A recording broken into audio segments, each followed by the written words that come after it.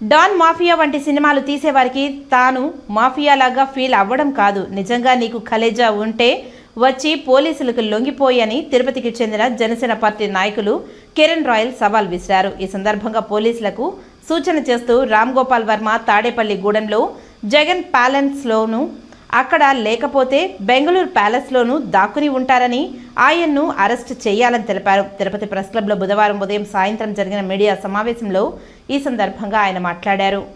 Press meet లోకి Ram Gopal Varma RGV ఎవరికి భయపడ్డాడు అంటాడే గాని బాగా భయపడ్డాడు, టన్నుల కొద్ది భయపడ్డాడు. లలితా సినిమాలో పవన్ కళ్యాణ్ గారు చెప్తారు, నీకు భయం ఏంటో చూపిస్తా టన్నుల కొద్దని. అంటే మాఫియాలతో సినిమాలు తీసేసి మాఫియా నాయకులను పెట్టి సినిమా స్టోరీలు పెట్టేసి మాకు మాఫియాలే భయపడినారు అంటే మాకు ఎందుకు భయపడ్డాడు? చాలా భయపడ్డాడు, నిజంగా భయపడ్డాడు. ఒంగోలులో కేసు పెట్టి 4 రోజులు అవుతుంది, దాంకొని తిరుగుతున్నాడు. ఎక్కడో డెన్ లో కూర్చొని వీడియో రిలీజ్ చేసి నాకు భయం లేదు, నేను షూటింగ్ లో ఉన్నాను, ఈయన పెట్టి షూటింగ్ తీసేది ఎవరండి ఈ రోజుల్లో? ఎవరైనా తీస్తాడు భారతదేశ సినిమా? ఇది వచ్చేక్కడ సినిమాలు తప్ప ఈ షూటింగ్ లో బిజీగా ఉన్నాడట. ఇందాక టీవీలో చూసా లేటెస్ట్ గా ఐపీసీ సెక్షన్ లో పెట్టండి అంట. ఉండేది ఐపీసీ సెక్షన్ లో, బిఎన్ఎస్ సెక్షన్ లో. మన భారతదేశంలో ఐపీసీ, బిఎన్ఎస్ ఈ 2 చట్టాలు కాకుండా కొత్తగా చట్టాలు ఏంటి తీసుకురమ్మంటారు?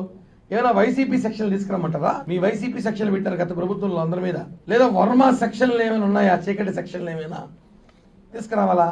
రామ్ గోపాల్ వర్మ నేను ఎవరికి భయపడని చెప్పి బాగా భయపడి దాముకున్నాడు. ఏం తప్పు చేయనప్పుడు రా, బయటికి రా, పోలీసులు సహకరించు, నాకు భయం లేదు, నేను ఎవరికి భయపడను అన్నోడివి ఈ రోజు ఎక్కడున్నావు? నీ మీద కేసు నమోదైంది, విచారించాలి కదా నువ్వు, కనీసం పోలీసులు సహకరించాలి కదా. ఇదేనా చట్టాన్ని నువ్వు గౌరవించేది?